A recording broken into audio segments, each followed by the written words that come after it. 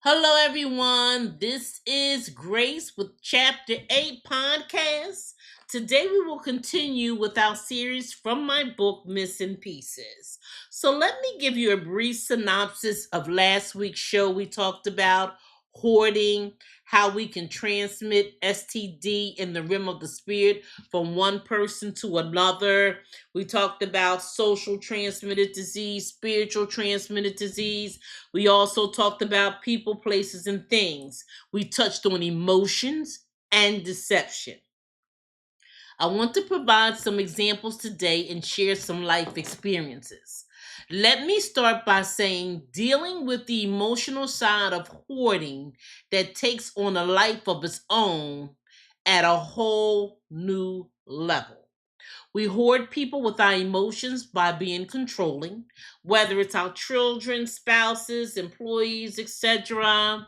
We want what we want, when we want it, how we want it. We don't even ask why. We create these unrealistic expectations in our mind, how things should be and ought to be, how people should act and treat us when we never shared what the expectations are. This is what brings about frustration and severe disappointment, especially when it comes to relationships, talking about spouses. There are even times when you make it plain just what your expectations are, and the other party has no intentions whatsoever of fulfilling it. They have their own agenda, and that agenda has nothing to do with you. I'm going to leave that one right there, moving right along. At this point, that's where deception is found. Deception is an evil spirit, it's wicked and cunning, just like Satan himself. It twists people's lives around, holds people hostage, and when the enemy is done, he spits you out and leave you for dead. Next, another one bite the dust. He is the MD, the master deceiver. 90% of the time, you get caught up in this trap in a spiritual web that no one sees. You're held captive in relationships that you can't get out of. You can't see the web, but you know it's there. It's called a soul tie. That is why you must be careful who you sleep with, who has your ear, and what you put your eye on. Ladies and gentlemen, let me tell you something right now. You're going around sleeping with these men and women, and you're sleeping with demons. God showed me a vision where women were opening up their legs in bed, and when they laid down with them, they were in the form of a human.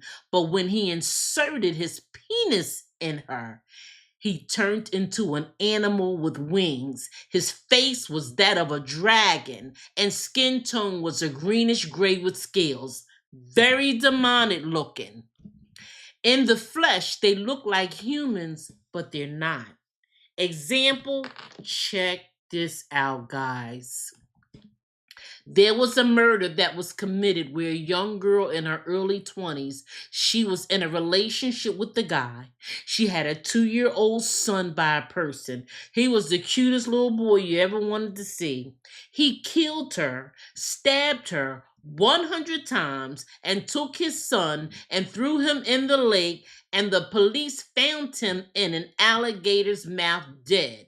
When they found the father, he said he didn't do it. He pleaded not guilty. You know why he pleaded not guilty? Because it wasn't him. It was a demon that took over his body and mind and killed them. Who in their right mind would stab a person 100 times and throw their child in a lake for an alligator to eat? No one. A human doesn't have the strength to keep jabbing a person 100 times back to back. She was probably dead after the first 10. A demon has the capacity to take on supernatural power. People, please wake up. Don't be so gullible and let people in your space that you don't even know.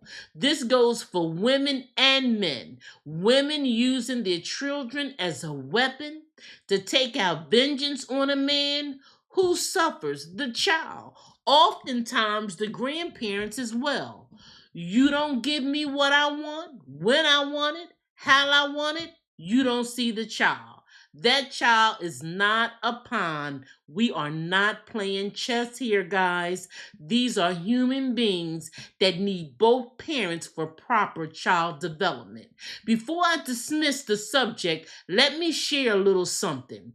When a demon ejaculates in you and you conceive, he is creating another form of himself inside of you. And now we have all these women and young girls walking around carrying baby demons on the inside of them, and they don't even know it. If you want to plant apple seeds, you're going to get an apple tree. You harvest the fruit of its own kind. Let me share something with you. That movie, Rosemary Baby, that movie was created, I guess, maybe in the late 60s or the early 70s. Check it out. It's a satanic movie about a baby that was born. The baby was demon possessed. I suggest if you don't believe what I'm talking about, check out that movie. I can only imagine when you have an orgasm with a demon, more than likely it's a hard one, really strong, and a powerful force that goes behind it. The feeling there. Because the objective of the game is to clinch you so dramatically that you keep coming back for more until you are totally lost and turned out. Your eyes become so dim that you are blind and cannot see.